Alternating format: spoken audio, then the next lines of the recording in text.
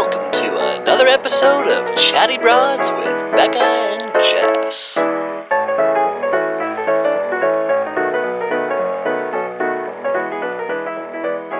Broads, morning. Good morning. It is a glorious day. It's a great day for merch. It's a great day for merch because our merch is officially live. Let's see, let me look at what the website is. But if you don't want to, we're going to link the website in the episode show notes, or you can go on our link tray on the Chatty Broads Instagram. We got swipe ups everywhere. You're gonna see it. It's chattybroads.store. Yeah, I believe. Yes, chattybroads.store.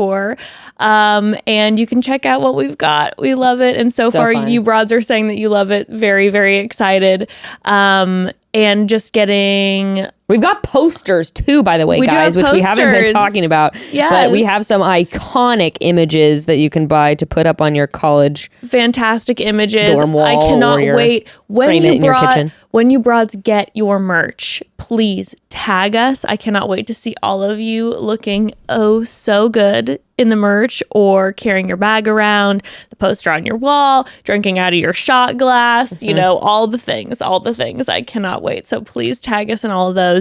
And already getting questions saying, what about bros merch? Listen, we had to come first. Yeah, we got the broads merch first. Enjoy our merch. Yeah, the bros will come in time. And stay don't worry about tuned. it. Stay tuned. Don't worry about it, okay? Trust and believe. We have it all. It is all figured out. It is all prepared. It is, we've got things are rolling out. So we got the merch out today. Yeah, and also, why would you guys care about the Chatty Bros merch, right? Do you like the bros? Do you like the bros more than us? Do you like them more? Do we have to break up? Do you like them Buy more our than me? merch, okay? Because we have a competition going with them, because if they sell more merch than us or sell out quicker or whatever, oh I'm my gonna be pissed. lord. Oh yes, the sellout. Definitely. Get your merch now. There are limited quantities, not qualities. No, not the quality is not limited. The quality is unlimited. The quality is 100 of 100. The quantity, though, is limited. So yeah, that's exciting. Yeah. So we got the merch. We love you all. Thank you so much for those who have already purchased it. Also, we have links to our live show that is coming. Oh my gosh, guys! This Thursday, actually, we are going to be doing prepping for the live show, doing some sandcastle competitions, doing some. We're going to be filming our package intros for my earrings keep clinking against this in case you're like, are you cheersing, my queen? But yeah, we're going to be doing our own paradise intros that you're going to be able to see on the live show and on the live show only. Yes, I'm very excited. It's going to be a blast. And this is the night before or the evening before the premiere of Paradise. And it is just going to be wonderful. 5 p.m. West Coast time, 8 p.m. East Coast time. Join us. We are so excited. So much stuff. Also found out that the finale is going to be August 9th. So I will not be in Puerto Vallarta. I will be here for the finale. But you know what that means, broads? That means next week, Mama's the captain of this ship. Becca's taking over next week. It is going to be... Should I literally wear a captain hat I think on the episodes? 1000% you should wear a captain hat and you should go wild. You should go I'm going to try not to get this canceled next week. I'm going to try my hardest. I will be... Do you know what I'm excited for? Becca's going to be Becca is the captain of the ship. She will be having a guest host. She will also be doing the Thursday episode. I have no idea what these things are going to be about. I will be in Puerto Vallarta. I will have my phone off, so I will not know what is happening. And I'm very excited to get to the airport coming back to the United States to see. Are you really not going to have internet? I will have internet, but my plan is to remain as off. Love. I haven't not taken time off of social media for more than a day, and I'm really planning on just delete that shit off your phone. Deleting Bye-bye. it and just being I'm with the family and it is time. I also found out I'm going to be with my dad's side of the family. Also found out that my one of my best girlfriends is coming because half of my dad's side of the family cannot come because of graduation and things like that. So fun. And so I was like, Evan can't come. Is Ember coming? Ember is not coming. Woo, baby. It is. And so it's going to be like a couple of us and then one of my dearest old friends. And so it's going to get kind of weird. So Mama is staying off the internet because Lord knows what's going to be going down. Oh, you're going to have so much fun. I'm very excited. Oh, that's great. So I appreciate you captaining the ship next week I'm very ready. much. And Ahoy, mateys. Time to set sail. If you guys have any ideas, actually, also for the Thursday episode, please drop them in the comments. The wilder, the better. I got to coming back on like Saturday or Sunday or whatever, and I see the YouTube, and we're playing Russian roulette. What's going on? There's like a full circus tent set like up, upside down in the ceiling. You've like brought in exotic animals. I'm just like, how did you ship these in? It's just like all these illegal like activities, and I'm just like, oh my god, we're setting off fireworks in the studio, just like a 14-year-old boy. The fake green grass in the background is just fully on fire. I'm spray painting. Becca was here. We're just like, let it burn. I have Greg on the podcast. Oh my god, can you imagine? The cut too. I'd love that. Oh my god, which by the way, we thought that Greg was going to be the one who was her devastating heartbreak. But now, after last night, I think that it was actually Michael. I know. What a twist. We were totally wrong. What a twist. Which, by the way, you will remember that we predicted that Michael was going to send himself home. Self-eliminate. I'm going to tell you this right now, just for you to prepare you.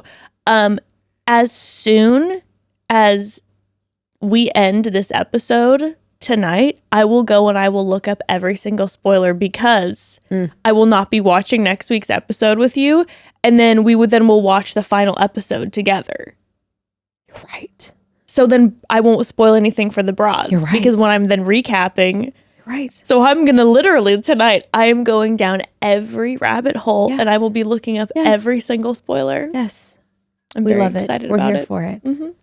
So next week is going to be hometowns and fantasy suites? I guess. I'm really confused because if they're cramming in, there's only 2 episodes left. Yeah. So they said there's the next week There's episode. not a double episode. No, there's not a double finale week. episode. No, they said it's a 3-hour long episode, but it includes the finale and after the final rose, Okay. which then makes sense. So it's the 2-hour episode, 1 hour after the final rose. So next week, either it has to be hometowns and fantasy suites combined, or the fantasy suite portion is going to be part of the finale. Yeah, like maybe she chooses someone fantasy suite week. Or Katie dips, dude. No. You know why I don't think so? She dips because in the preview, obviously they led us to believe while she was talking to Caitlin in the preview that she's like, book my plane. I don't think so, but I mean, there's only the 2 episodes left, which is then they're going to be cramming in a lot into one. That they will be cramming a lot, and regardless. honestly, I'm not saying that I want more Bachelorette content right now because honest to God, we're about to go into BIP and then another it's just so much. But I am going to be a little salty if I don't get like a fulfilled family / hometown verse and also, fantasy suite with Blake. Like I'm going to feel disheartened if I'm not getting what I need. Yeah. You know what I mean? Yeah.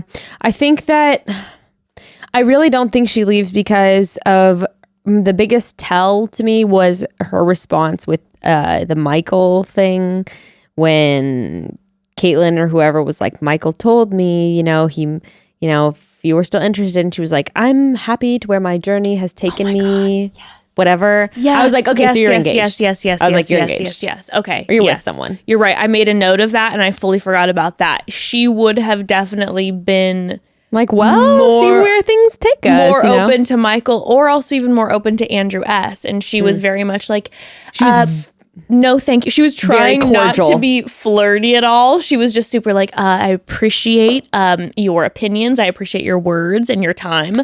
But I'm good. Thank you.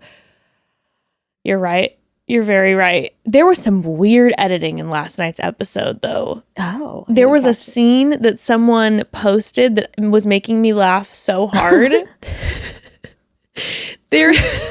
Michael was in the hot seat having like a really emotional moment. Yeah.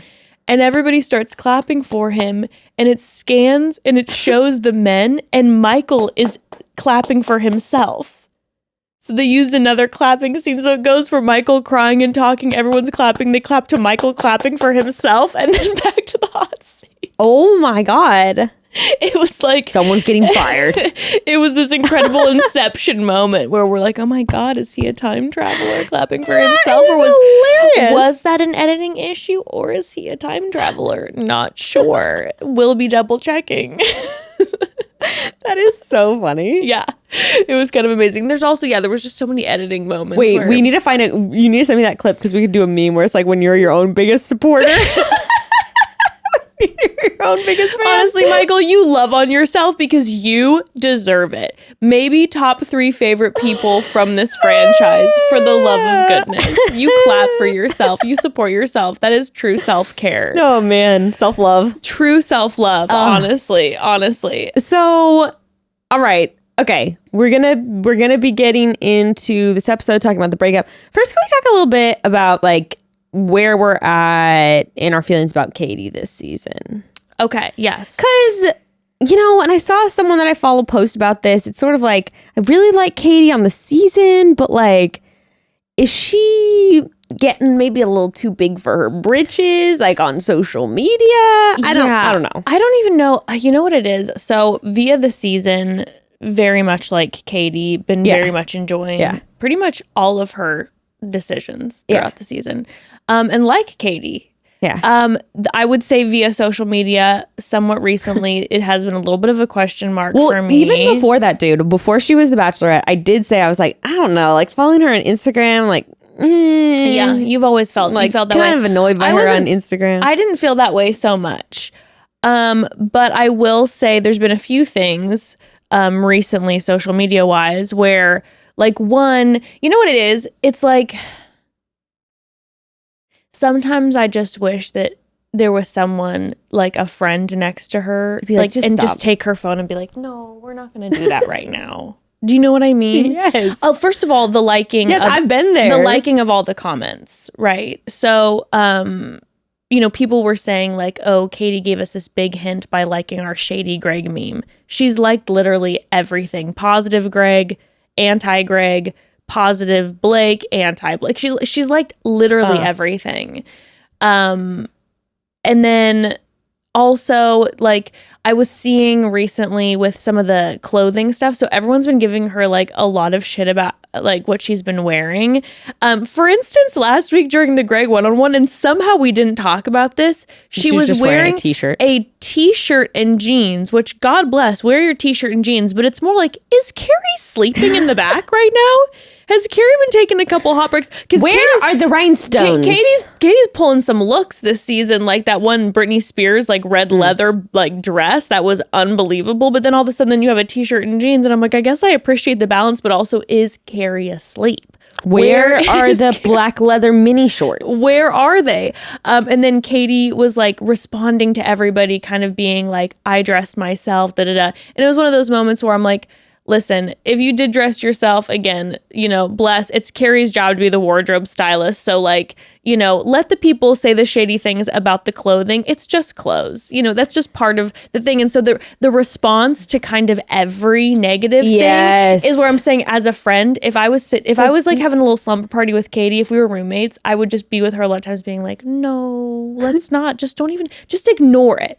And I can't imagine having all that feedback, because we get some feedback. I get some feedback, and sometimes it can get just to to look at what you're tagged in. It's just like, don't like read through the comments of what people are saying about you. There's important things to address that need to be addressed, right?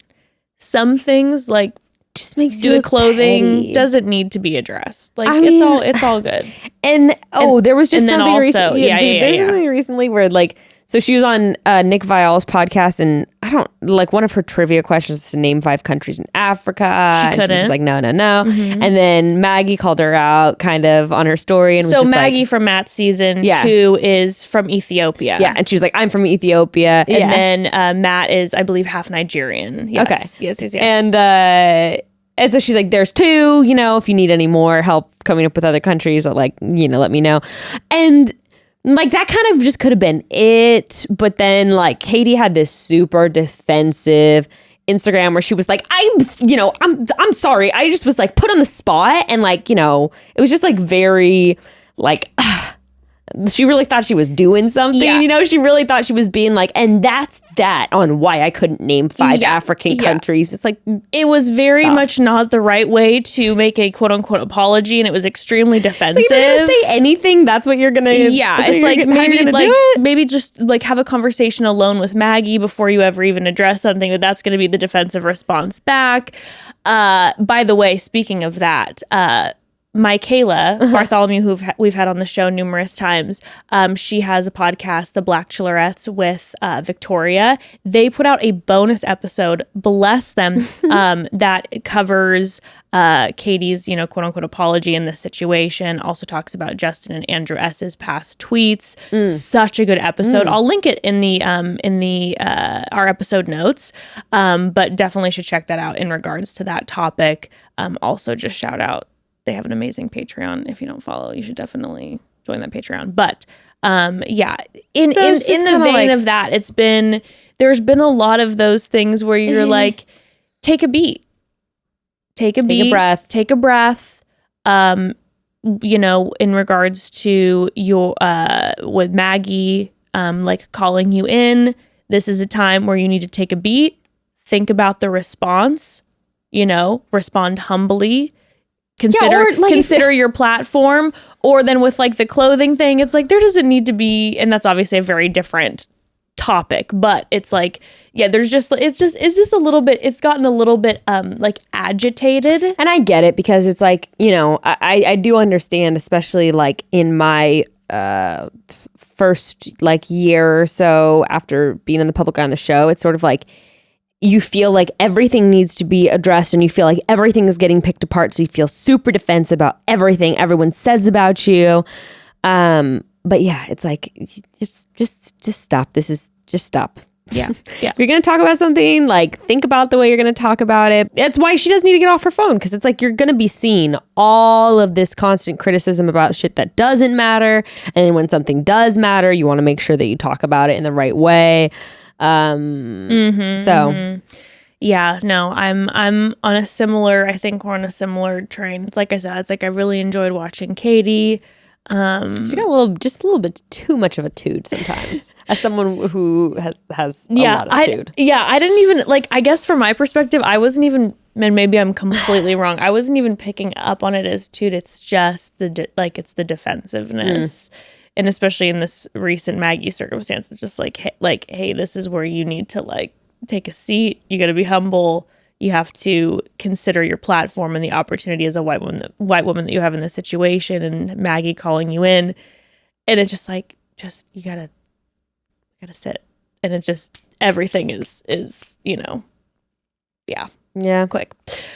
But okay, let's talk about this episode though. I'm interested though.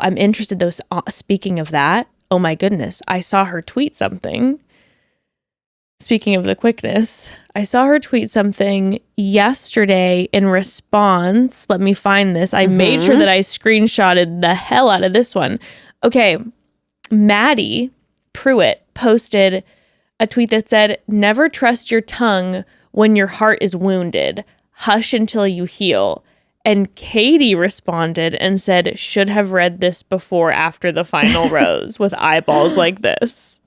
So I'm like, what is about to go down on after the final rose? Oh. To the point that Katie is already basically admitting that she should have held back on after the final rose because her heart was hurt. So those are two clues. Number one, she's heartbroken and pissed about something. Number two, apparently it goes down on after the final rose. Oh, no. I know. I can see it now. I feel like it is going to be having to do with Greg, and I feel like it is just probably going to be way too much. Like, I feel like it's just going to be like, and that's, I feel it's just probably going to be like, you just like telling him off with this whole lecture speech, and I feel like it's going to look a little crazy. Yes, and also like truly this is what I'm nervous about, Becca. I'm feeling very anxious about this. I'm worried that Greg will be the one in the wrong, aka gaslighting in the situation, but because of maybe the emotional response that Katie might have, that she will be painted as the villain in the situation. Absolutely. And Greg will be held up as reigning king and will become the Bachelor. No, he won't become the Bachelor. I'm saying right now, they were setting up the Bachelor so hard for both Andrew and Michael. They really were setting Michael I don't and Andrew think up. I don't think that it's going to be Greg. Can I don't you think it's going to look imagine? good, but you're right. I feel like it is going to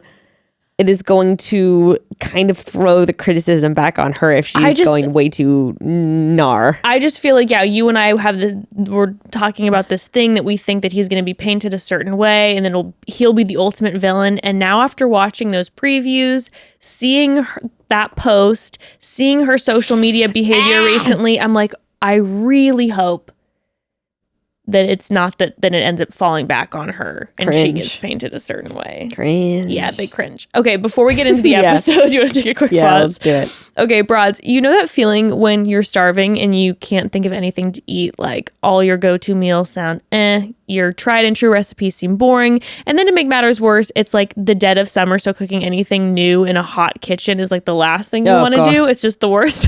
I have a solution for you. You're welcome, broads. Let me introduce you to the service that has been saving my butt in the kitchen for months now, and that is Daily Harvest. Daily Harvest delivers delicious, ready-in-moments meals that are built on organic fruits and vegetables and right to your door. And get this, you guys, unlike most pre-prepared or partially prepared foods, you can actually feel good about Daily Harvest because they never use preservatives, added sugars, artificial anything.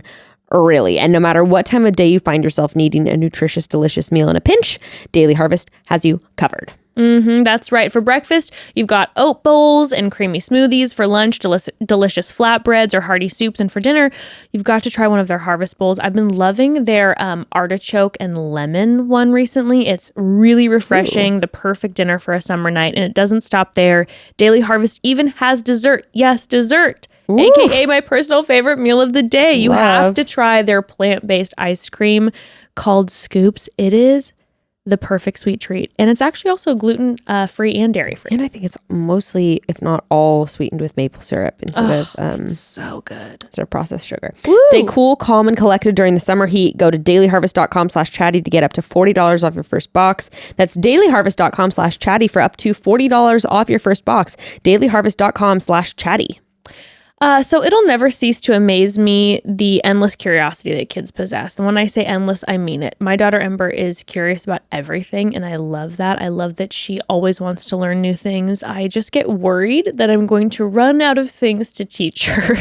And while I know that might sound dramatic, it's honestly a real fear. I bet a lot of parents out there can relate. I just want to make sure I'm fostering her curiosity and feeding her young mind, which is why I've been calling in reinforcements. Of course, we're talking about KiwiCo, your number one partner for raising a curious young learner. KiwiCo curates craft crates each month around a specific subject or theme and then delivers everything you need to complete the crafts to your door. And so I mean everything. No last minute trips to the store for glue or scissors. It's all there. The projects are so cool, and they teach your little one about a subject in its entirety, but they're also designed for little hands and little minds, which means you can confidently let your little one take the lead in the projects. I think that's honestly my favorite part. I mean, yes, every single crate we've gotten has been amazing, and my daughter goes nuts for them. But as a parent, watching her increase her confidence by completing the entire crate on her own is so rewarding and gives us an entirely new way to bond. If you have a little learner at home, you need to give KiwiCo a try. Love. With KiwiCo, there's something for every kid or kid at heart every month. Get your first month free on select crates at KiwiCo.com/chatty. That's KIWICO.com/chatty. So let's talk about Michael leaving. Yes, let's get into this. So I have to tell you, Becca, I was truly thrown off by this situation. Like you said, we thought that her, talking about her big heartbreak was going to be about Greg. Yeah. I did not think it was going to be about Michael. I know that they have a connection, but when she was talking to Tayshia and it was like, oh, like Michael is like, I could see going all the way. Like I'm going to be like in James's life, and with Michael, I'm the most nervous to meet his parents because of the situation, but also like I see myself there. I was thrown off, to say the least. I did not predict that one. That one I did not pick up on. And And I guess I'm thinking that like his son probably wouldn't be able to come because of like, I wonder if it has to do with COVID, probably having to be in school. You probably have to quarantine or like. Yeah. Also, maybe Michael wasn't ready for him to like meet her, or also maybe Michael didn't want his son like fully on TV. Like a FaceTime is one thing, but like full television. Yeah.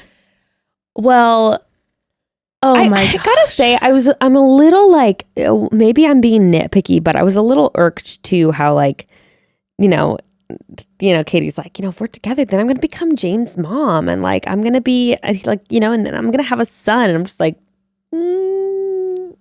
it's not really how that works. Yeah, I think there were moments in their conversation that I will say this. As a parent watching, it was like, where she was heartbroken and irritated. Understandably, she was heartbroken. Yeah. She can't help her heartbreak. There were a couple moments where I was like, oh girl, like you don't throw out to him like, but I had so much I wanted to say. Like, this is his son.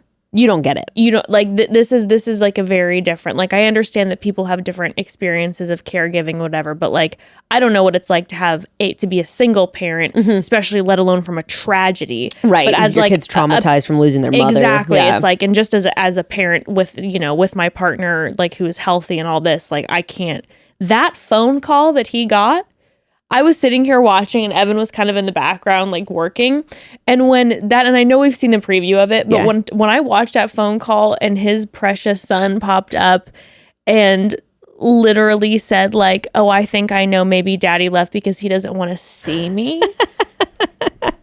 I looked at Evan and I go, I don't care if you're the Bachelor. The second I get that call, I'm out. Yeah.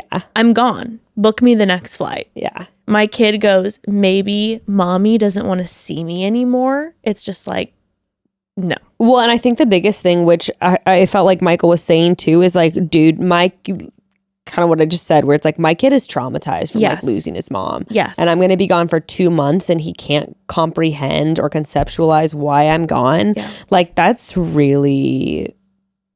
lot. It's and like when he was saying too, he was just like, he doesn't want his son to feel like he's not enough. Like he lost his mother and like now his dad's gone and he doesn't understand, like you said, why he's not coming home. I wanted to note too that just a key parenting point that I wanted to send Michael like my respect and admiration is that I right away noticed when his son said that Michael as a dad didn't get defensive and go like, stop it, James. You know that's not true. Yeah. He literally said, I can tell you miss me, buddy. I miss you too. Yeah. He acknowledged his son's feelings and didn't, because I know it's like as a parent, a lot of times like there's this kind of like, especially when you're like, oh shit, whatever, to be like, no, you know that's not true. Like, well, he did go, stop. What? He goes, what? That's crazy talk. Like, that's crazy. No, but like, you're like, what? No, but it wasn't like there wasn't any, like, James, stop. You know that's not like, he like acknowledged and he's like, I know you miss me. Like, I missed you. Like, there was an acknowledgement of that. And I wanted to be like, that is a wonderful parenting choice. He also held it together while I was on the phone. And then when the minute he was holding it in, the minute that FaceTime stopped, he's like, I gotta leave right fucking now. Screw the talk with Katie. I'm out. The big time. I know. I literally, if I was Michael too, I'd be like, get me on the plane. Give this note to Katie. It's gonna look different than the Andrew S. note. This note is like, sayonara. I gotta go. Like, FaceTime me, babe. Yeah. Like send me. Here's my number in case you want to text me later. But I have to go.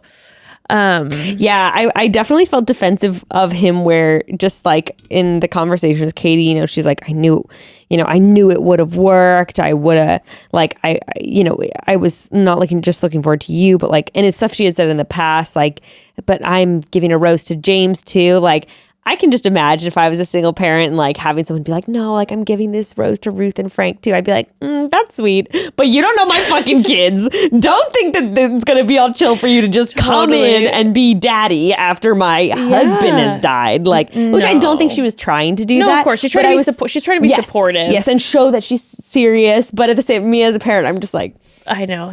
you think you're gonna come in and just be a mommy?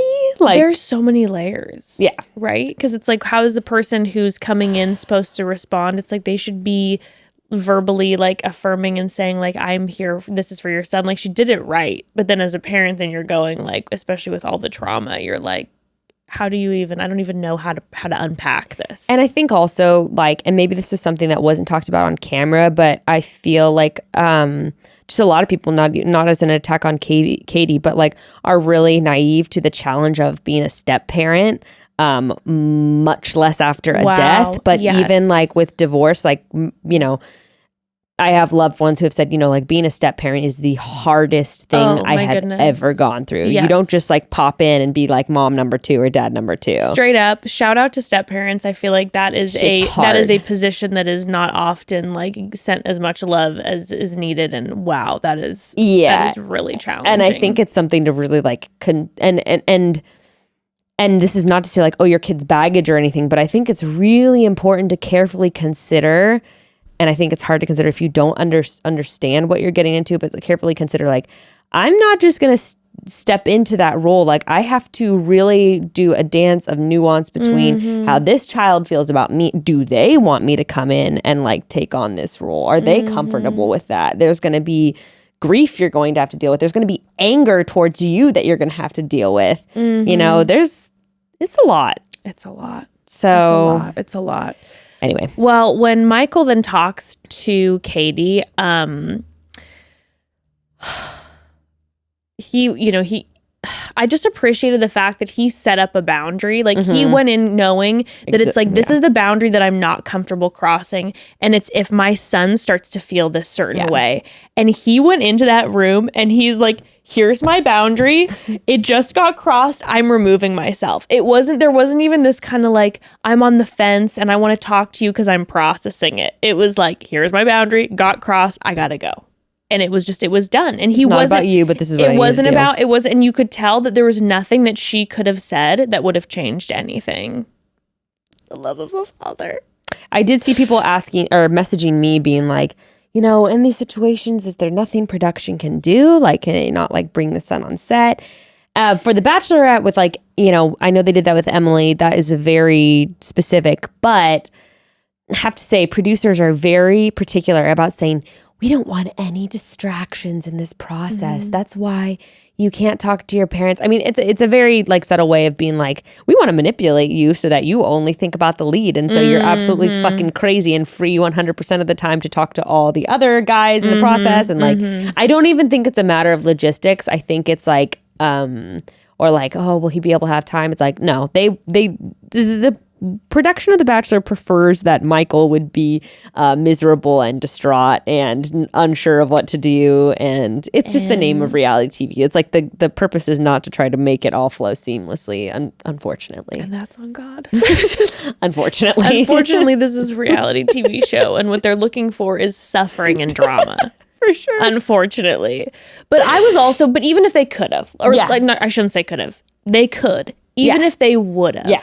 I'm glad that it didn't happen because I think that it's what needed. Like, I don't think that they would have been right together. I don't think so either. And I think it was so, and you know, I'm going forward, but we can talk about it more when he has his hot seat. But like, when he talked about how this process is the push that I needed, like you showed me that I could love again, and like it brought me hope.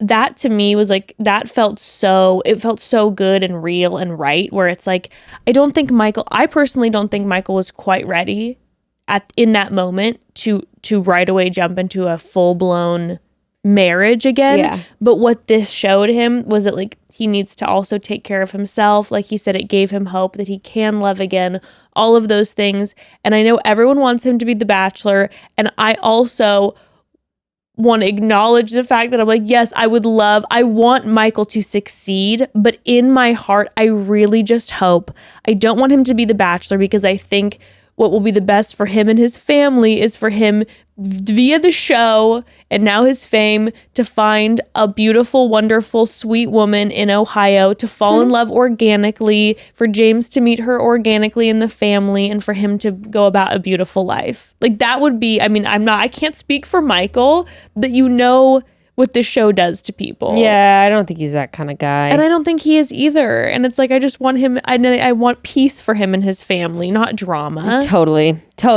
You know? Yeah. And so it's like, he's been through enough drama. He's been through Lord enough. knows. He's been through enough. I've actually never even been on his social media before. And just you saying that, I'm like, wait, does he even have social media?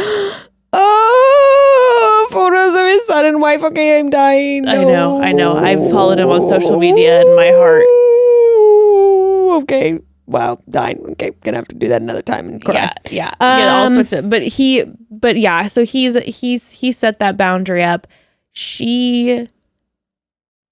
This is when my shock and awe comes in, that she was just like, you were the one going all the way. And I'm like, that's what people, I think that's really easy to say though when someone's going home. And I think that happens a lot. Like, it's just like, what?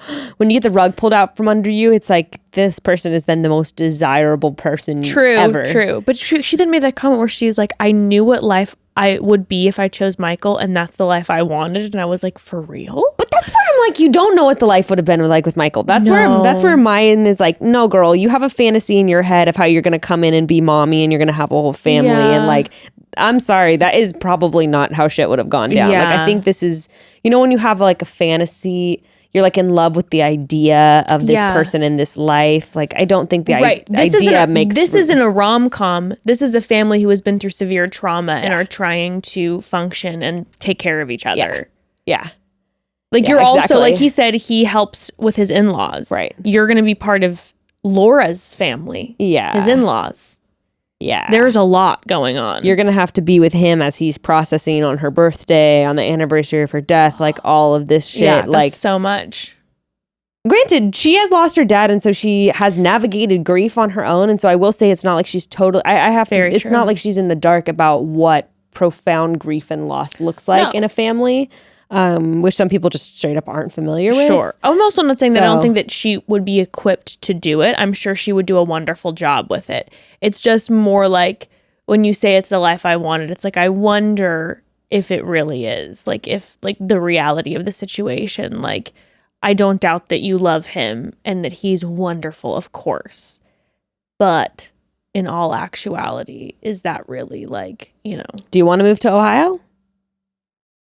Like, yeah, that's probably what would have been required. Are you thinking that like you guys are gonna fly back and forth for a while? Like, you think they're not with a kid, not with a family? Exactly. Ultimately, he's gonna end up uprooting, moving to Seattle. Like, no, there's not the flexibility there.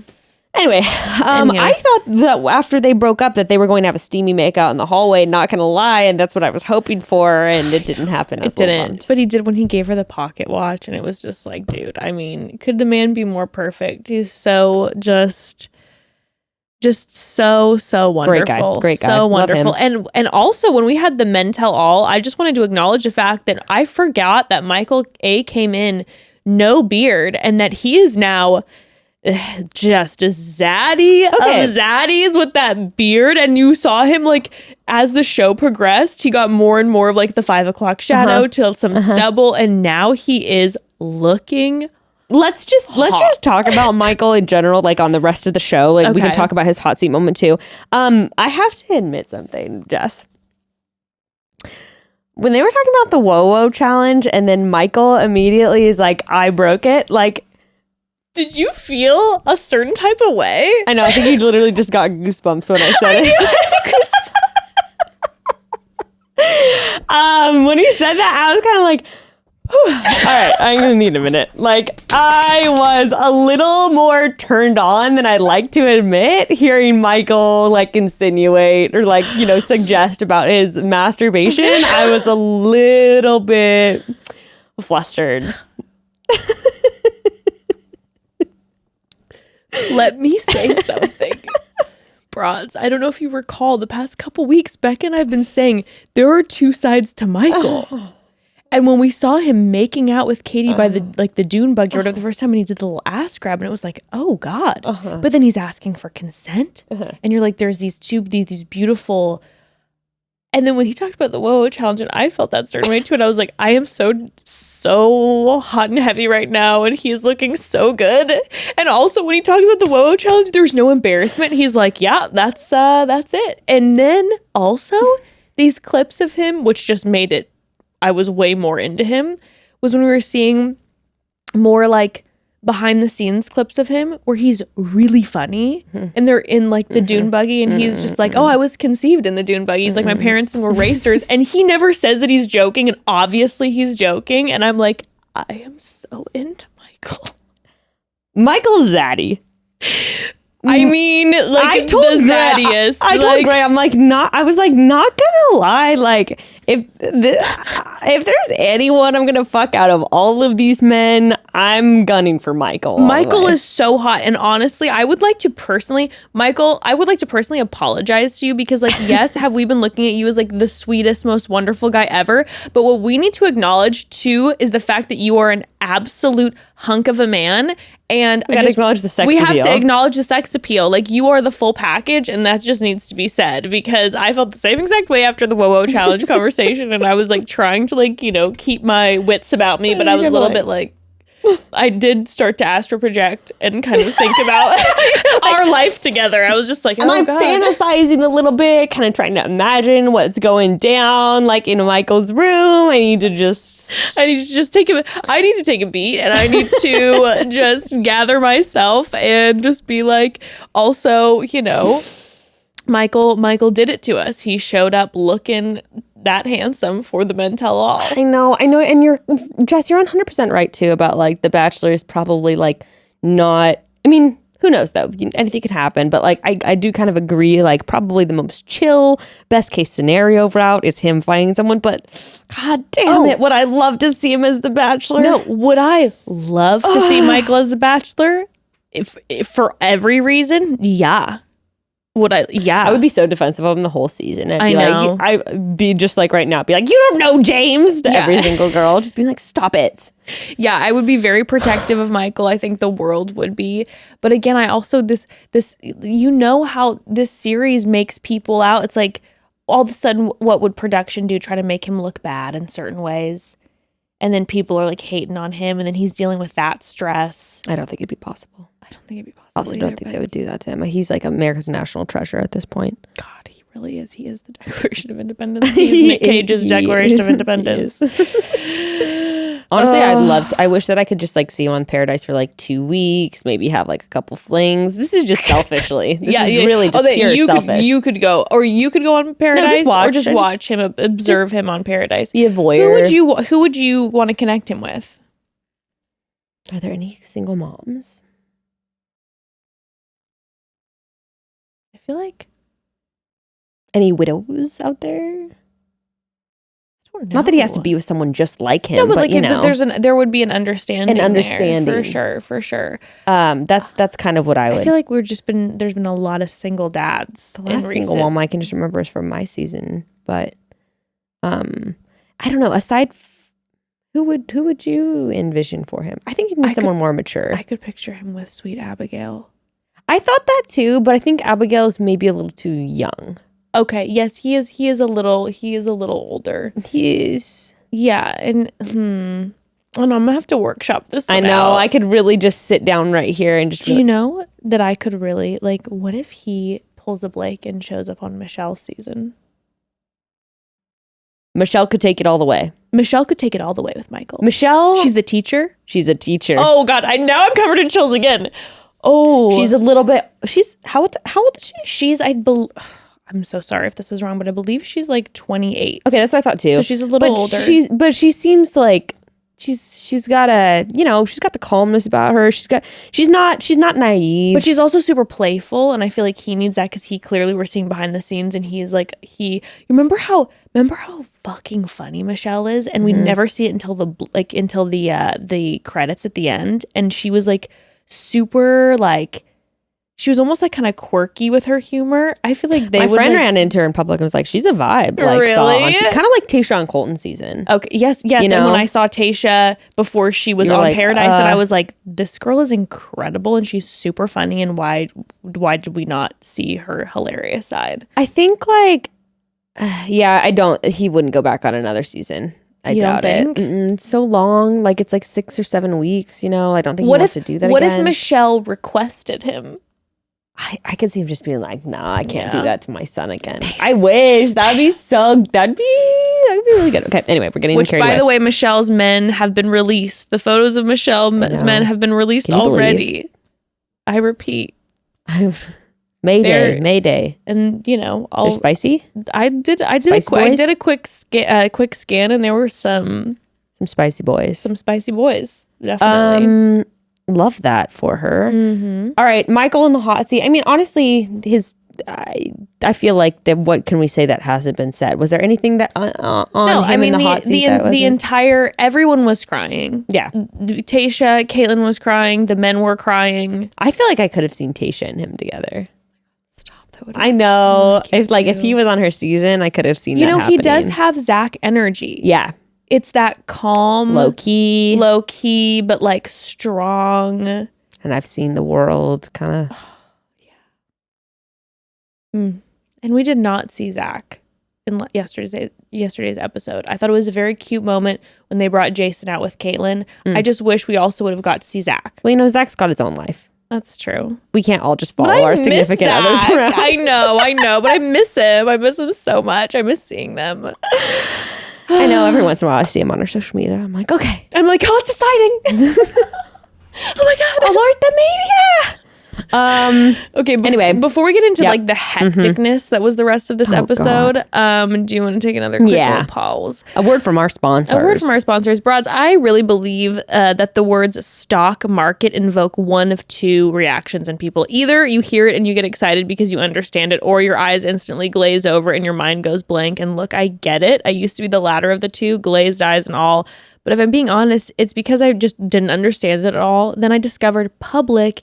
And honestly, the stock market is not boring. It's anything but. I've actually been kind of having fun.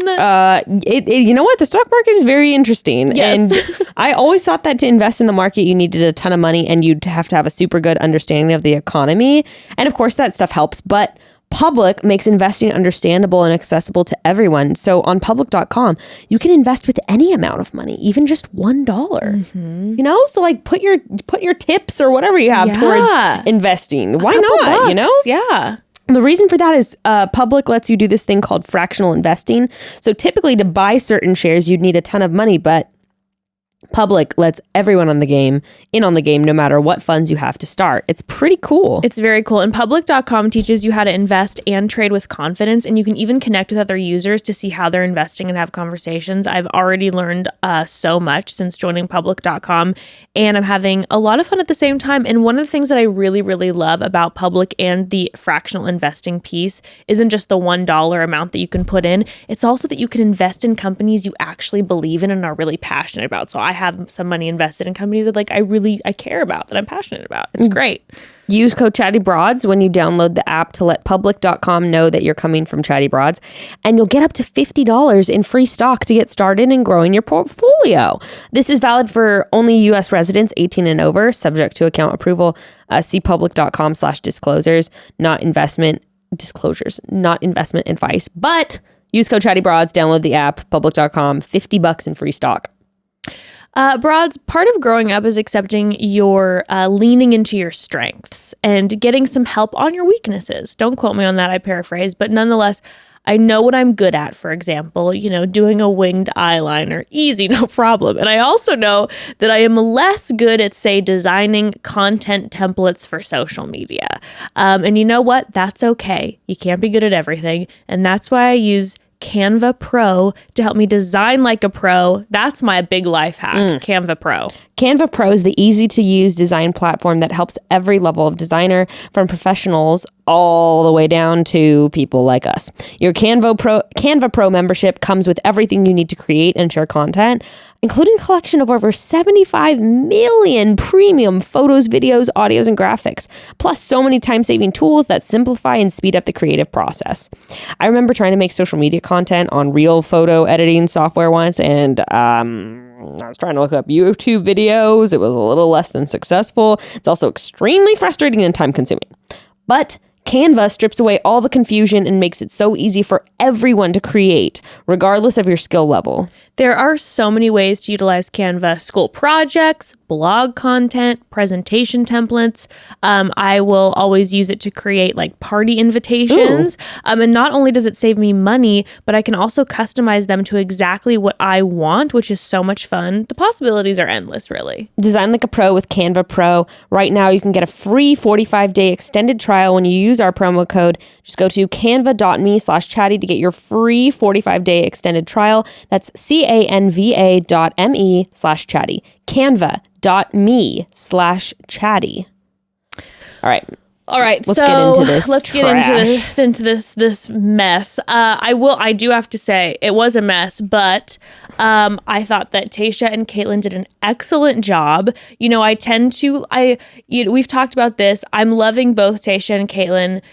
I thought in this situation that like a one host might be better, like just having one. But I liked what they did is how they had them like take one person at a time and go back and forth. Because at first when I was like, what is this going to look like with like numerous people? I thought they were great. I thought they asked great questions. Well, I liked their outfits. I loved their outfits. They were both looking incredible. Later on in the episode when Katie came out in the lime green, I also liked her outfit separately. Was confused that they didn't Who approved the wardrobe? Who approved the wardrobe, because they all looked beautiful, but like the color combo was just like not it when the three of them were together. No, I saw the photo of all three of them. I was like, you're like, oh gosh, like it's like Tayshia and Caitlin's perfect. Maybe they should have had. like, I'm dressing myself. maybe they should have had Katie do like a nude. A nude would have been, a gold would have been beautiful. Yeah. A nude would have been beautiful. Yeah, like a copper. Ooh, yes. Fantastic. We didn't need to do the lime green with like the reddish hues. No. Unnecessary. Okay. Okay, can we talk about Connor? Can we just take a beat to talk about Connor? Let's go into the Connor piece. You go for it, girl. Bro, I'm over this man. I know you are. I'm so over him. Okay, first of all, just even when, and this is why I said let's talk about Connor, because even right away when they're doing the intro of all the guys and he's doing his little like the cat thing. Connor is a sweet man who is one of those people who holds on to something too much. Like, you know who Connor is? Connor's the type of guy who, if you have like a party and Connor says something funny that makes the room laugh, he'll say that, hey, remember that time when, and bring that joke up every time you see him. And you're like, it was funny the first time. You don't have to remind us about the joke every single time. Because when he did the initial ukulele with the challenge about being the best lover, remember we were like, fantastic. Let it die there. let it die, please. Let Please, it we're die. begging. It was wonderful. You had like your Bo Burnham moment. It was very good. Stop it there. It needs to stop. But he Stop has while to, you're ahead. he's got to keep doing it and like enforce it more. And you're like, no, it's just too much. When he did this, the thing is, even with his song too, it was like at the end of the episode, and I was just like, why? And then he just stands up Okay. and is like, and is making all the guys join him, and not just in one line, but over and over again. And I was just, and Katie's face when he was singing that song, I've never seen someone look more like they're trying to smile and feeling in pain. She's just like this. No, definitely. She was just like, no, God, no. You know what? Just like fucking blew my mind. Tell me. Just so I was expecting that he was going to come on Men Tell All and be like, you know, we're going to make the kiss thing a thing. Obviously, it has to be. It's reality TV. We're going to blow it out of the water. Sure. But I thought he was going to be like, you know, something goofy, like I booked lessons with a kissing instructor. Yeah. I've read a couple of books now. Yeah. I've been watching YouTube videos and have been practicing with my hand. You know, I was expecting some goofy reality TV. You know what I wasn't expecting? Girl from the audience? But what I wasn't expecting is that he was going to come up and he's going to say, yeah, I texted some of my exes. And you know what? My ex said, you aren't a bad kisser, you know? It's just that, you know, your guys' chemistry wasn't right. And I was like, you know what? yes, there are different styles, but you, my friend, need to work on your kissing technique. Yeah, this is your sign from God, Connor, that on a national television show where technically, yes, did she end it with you because of the ick? Sure. But what has to be acknowledged is Katie's words, and the words were the kissing. And so that is your sign from the Lord that in some way the kissing needs to get worked on. And I don't care what your exes say, because, well, first of all, I mean, if I've broken up with someone and they call me and they're like, was I a terrible kisser? I have a few thoughts. One, I sometimes don't remember anymore. I'm a little bit like, eh. Also, like, it is a thing to be like, yeah, by the way, I know you're already down, but I'm going to kick you when you're still there and be like, yeah, you were a horrible kisser. I would have a harder time doing that. I'd want to be honest with him. But I also can picture Connor being the type of guy who he has an ex who goes, Exactly. No, you exactly. know, I just, like, you know, you were just wonderful. And like, it was a long time ago. I'm sure it was just the chemistry. And he doesn't pick up on the fact that that's her trying to be nice and not say that you're a bad kisser. And what he takes from it is that it's just the chemistry. And that, to me, was evident when this random girl from the audience. The mic'd girl from the audience? Yeah, exactly. The mic'd girl from the audience. But, like, what I was trying to figure out is, like, has he met her before? Like, is this someone... Stop it. There was a posted casting call that happened a little bit ago from Central Casting. Central Casting posted a thing that said, hello, production is looking for a couple women who may be comfortable to speak on the show. The scenario would be as follows. One of the guy cast members was accused of being a bad kisser on the show. At the end of a segment with him, a young, attractive woman, possibly you, from the audience would stand up and say something to the effect of, I saw your kissing on... this to you? This is like, yeah, that's floating around. Yeah. I saw your kissing on the show. I think you're very cute, and I know that you're not a bad kisser, and I'd love to put that theory to the test right now. This woman would then either come down onto the stage to kiss the guy, or he would respectfully decline and perhaps accept a hug instead.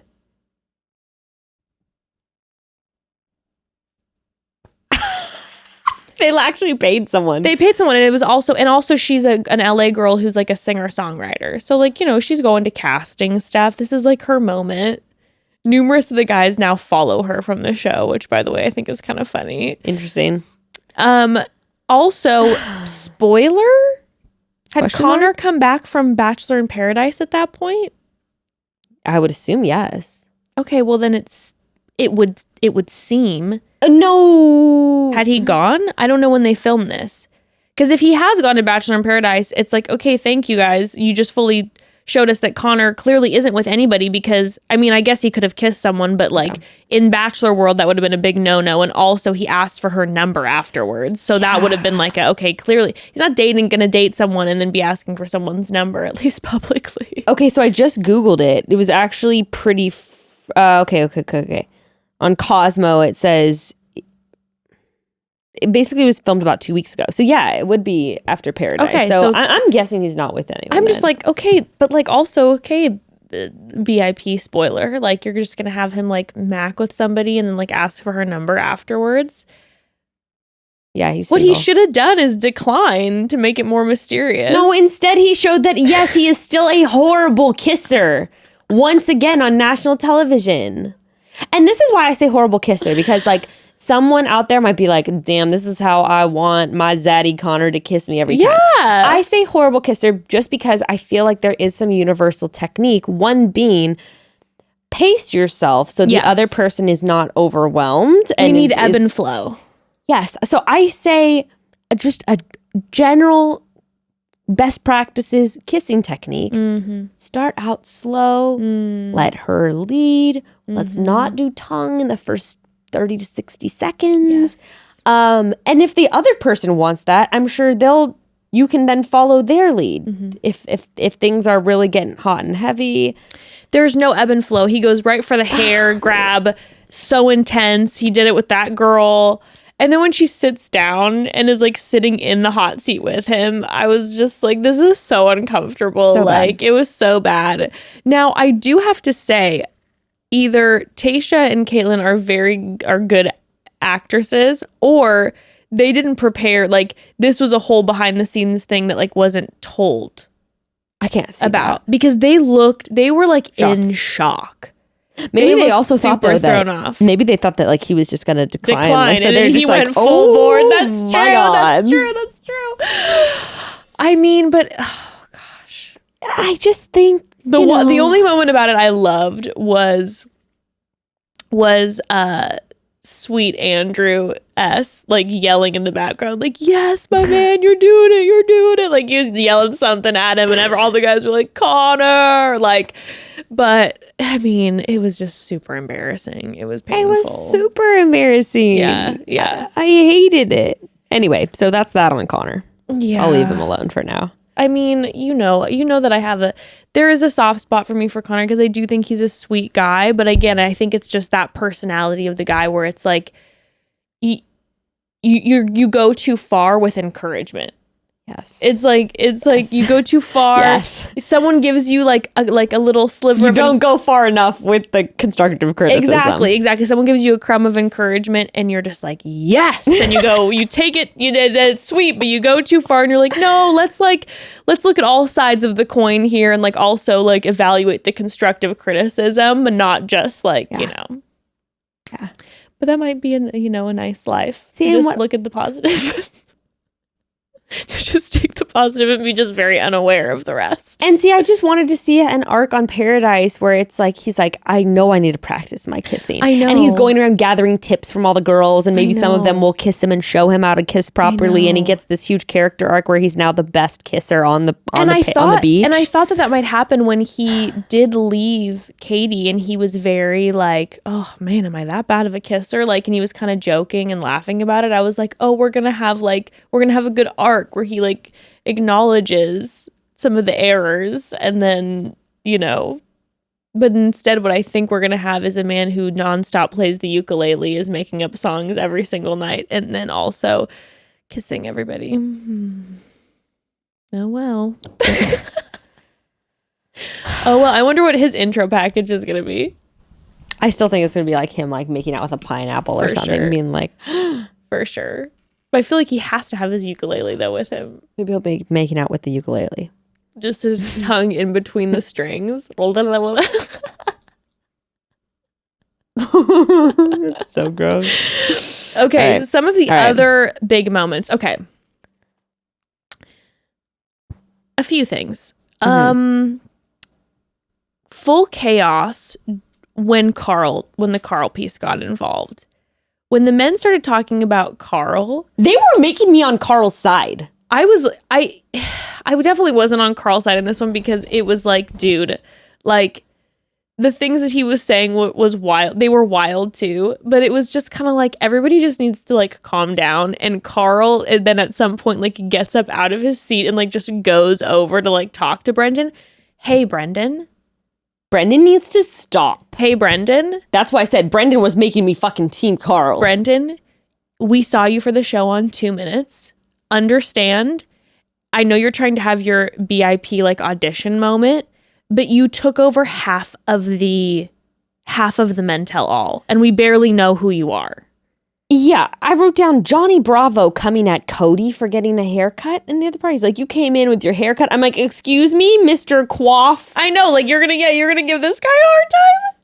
My guy. And for me, honestly, like the one-time use of the term fake news is fine, but like the trigger for me, You're I'm fake like, news. I'm You're like, fake stop news. with the fake news thing, dude. Just that's enough. Stop. I'm like, this isn't even ironic anymore. No. Are you a full-on Trumper? Is that I'm what you're like, trying to tell us? this is just, it's too much. Okay, so please stop. You are like, again, there's just so many opinions. Now I get that at a certain point, then Carl specifically came for Brendan, Yeah, sure. and said that Brendan was there to get some like free food or whatever, like Free ticket to the U.S. and free beer is what he said. And it's just like my favorite part of the Carl confrontation was Courtney.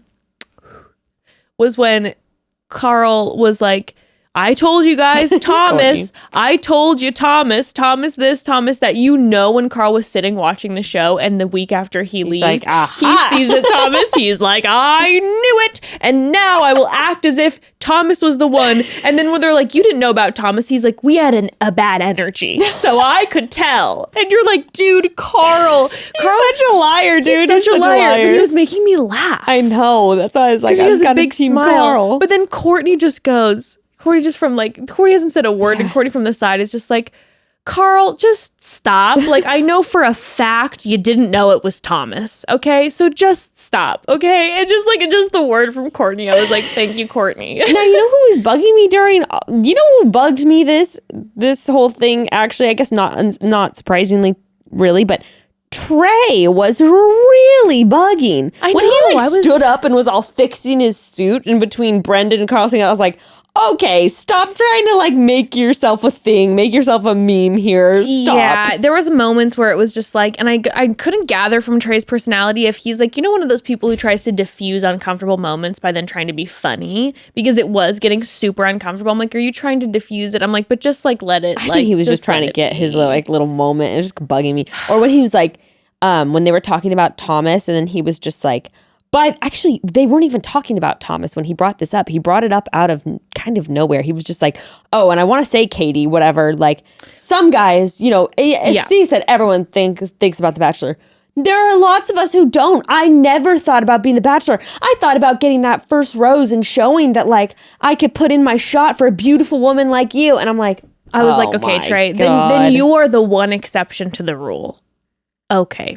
But everybody else, it was very unnecessary. It was such a not all men thing, and I was just like, stop. No, it's like we all know, okay, it is. Yeah, there were a few moments in there that I was just. There was another moment. They're just all flying in my brain right now. But one moment that I got a good laugh out of was when there was the confrontation started between Hunter and the mob boss. And then Thomas got brought up. And, Hunter was saying hey, listen, I tried to talk to Thomas.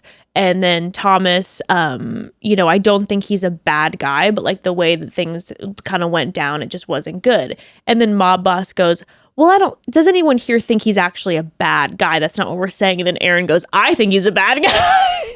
I'm like, shut the fuck up, Aaron. Dude, I love Aaron so much. It was a mess, Aaron but I live for Aaron. He was too much for me on this episode too, where he was just like, I can't remember who he was yelling at, Cody or something. He's like, and that's just, and he started yelling at him like that. And I'm like, Aaron, you need to take a breather. But I love Aaron so much. I cannot help it. I love him. And when Katie called him Thomas. And then he's like, that's my mortal enemy. And I love that he called him his mortal enemy. I was like, you go for it. You go for it, Aaron.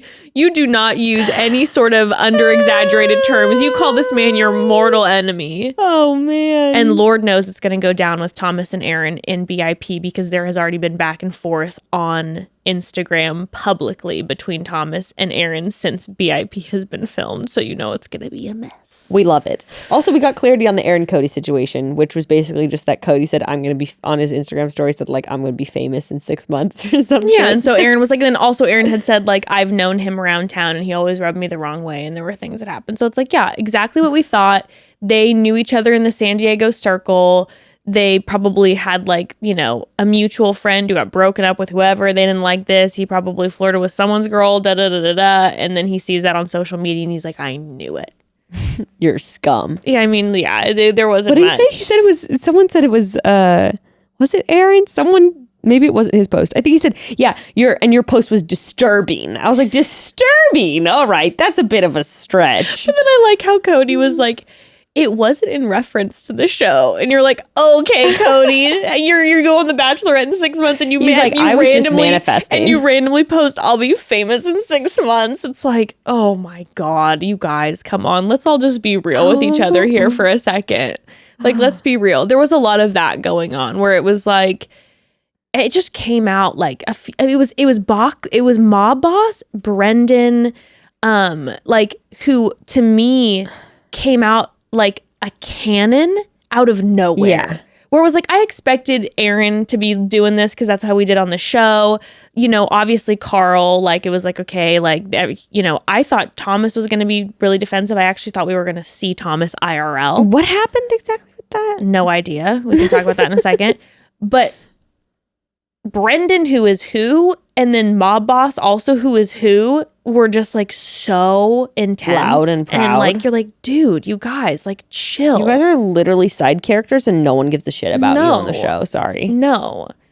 And, but, you know, there were, again, we had the beautiful Courtney moment. We loved that. We love Courtney. Michael was lovely. I felt like Hunter did a really good job handling everything. I thought he did too. I have to send shout outs to Hunter. Like, he was getting heat. Mob Boss was like being so mean. What was he calling him? Like Thomas 1.5 because he's like half the size. And then he said something else, which was bleeped out. And Hunter was kind of just like, Okay. whatever. Like, you know, he acknowledged the things that he did that weren't good, but then was also like, but I really liked Katie. He was like, and he clarified, well, you know, the classic Bachelor moment where he was like, yeah, so the difference was someone at one point, one of the queens had asked, you know, are you in love with her? And she said, and he said no, and then was later asked, are you falling in love? And he said yes. Or he said, how are you feeling? He said, I feel like I'm falling in love with her. Yes. Okay. Classic Bachelor distinction. Classic Bachelor distinction. And you know what? Hunter's knows a fan that of the he knows show, so he knows. Which I was only on for like 45 seconds, but Hunter was on a live with you the other day. Yes, he did do and a I have live to with say, me. he looked really cute in that live. Like, cuter than on the show. I have to do a big shout outs to Hunter, like on his Insta Wait, stories. why was he on live with you? What did Because you say? I just did a live. Yeah. I randomly hopped on live and I was like, I'm bored and was watching like a show. And Hunter right away was in the comments on the live. Yes. Being like, hey, da da da. And so, you know, a lot of the broads watching the live were like, get Hunter on the live.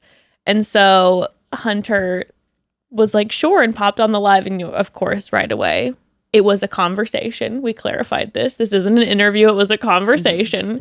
Just chat. And yeah, he's so sweet. And he's just like, he definitely let us know. He's like, love you ladies, but like, I'm a huge fan of the bros. And we're like, okay, we know Wow. we hurt, but okay. No, he also he's a huge Love Island fan. And he had auditioned for Love Island too. And I was like, would you have preferred to go on Love Island? And he was like, I don't think I actually would have because of like my kids. And it's kind of a different energy to the show. But he was talking about the Michael situation where he's like, when I was FaceTiming my kids, he's like, it was almost harder to be able to FaceTime them because then you're reminded of the situation. But I can imagine. yeah, but we had other like, you know, chit chat besides show stuff because again, it was a conversation, not an interview. but we love Hunter. What a and he was looking hot. He was. Yeah, I thought he handled it well. But he handled it. I thought he handled it well, considering especially the chaos that was going on. So why wasn't Thomas there? I don't know. And honestly, screw you, ABC, because you really teased us that it was going to be this whole arc of like, we kept seeing Katie say something like, you know, something about being like a mean person or a bad person. There was a moment and then we see Thomas and we kept seeing live footage of Thomas. Yeah. Yeah. And Thomas wasn't there. Was he still on the grounds in Bachelor in Paradise? Was he still there? Does he go far in BIP?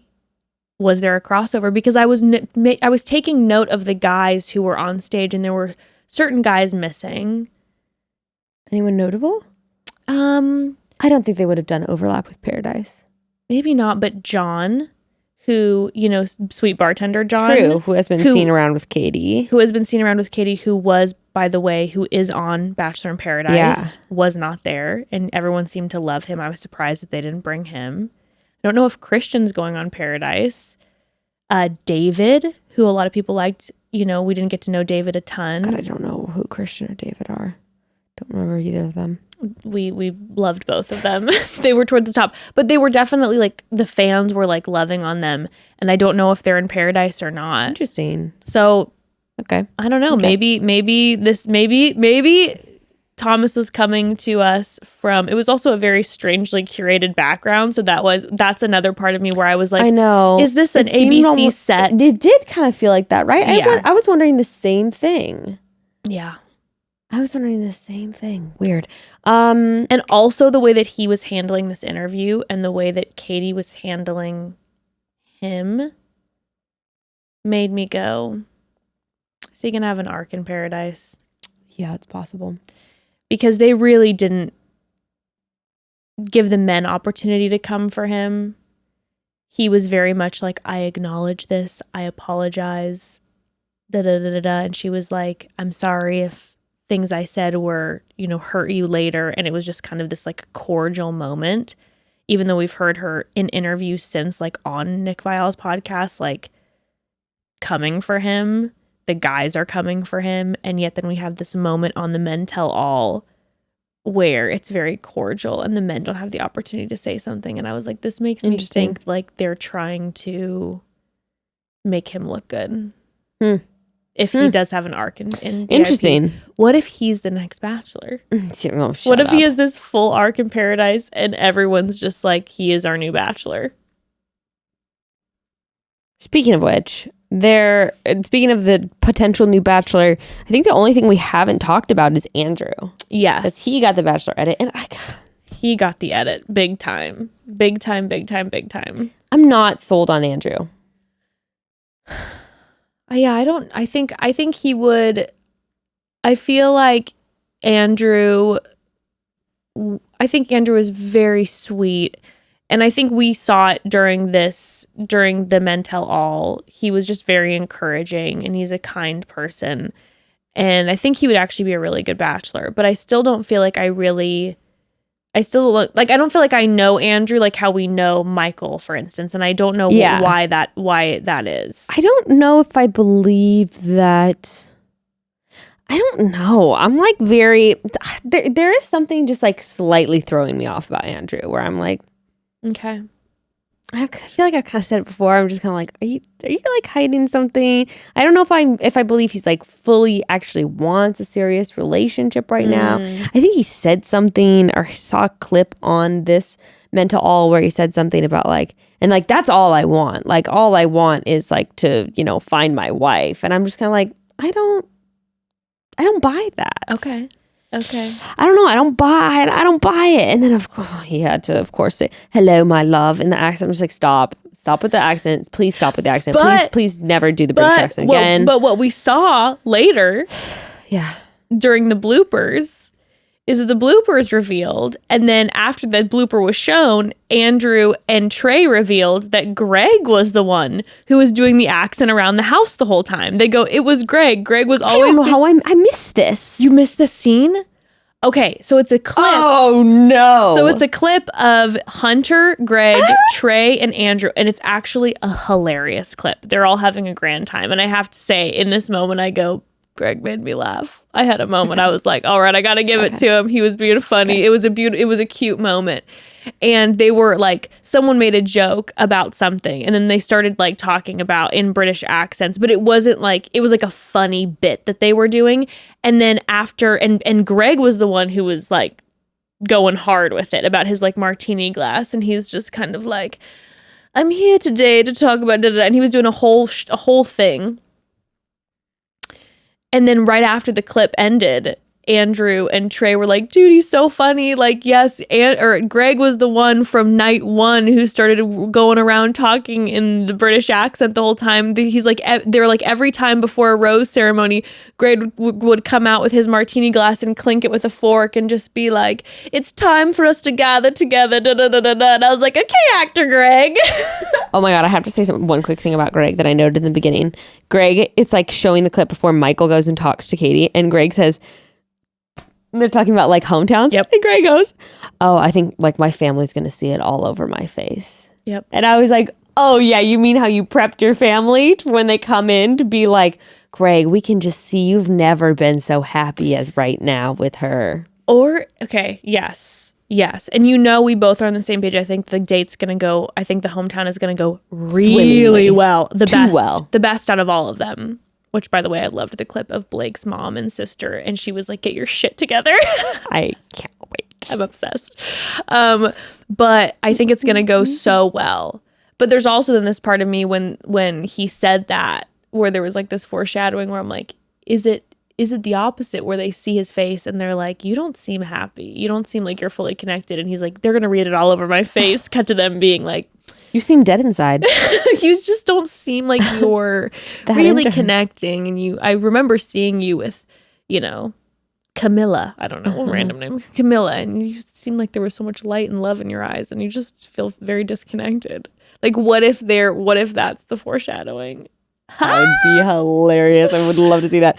Yeah, but Andrew definitely got the Bachelor edit. Big sure. Bachelor edit. They really set up Michael and Andrew for potential bachelors for us. But again, you never know because BIP is a lot of times the big determiner of who we are going to get. And there are some really wonderful men going to Bachelor in Paradise. And, I'd love to, I'm excited to see them on the beach and see what we're feeling, But I think that was pretty much it. I mean, it was chaos. So it's typical men tell all where it's like, I have no idea even how to break this down because it's just an absolute I think we actually did good. This is maybe in my opinion, one of the better men tell all episodes because we kind of covered everything. We don't have to get into all their petty shit. I think we covered the mass majority of it.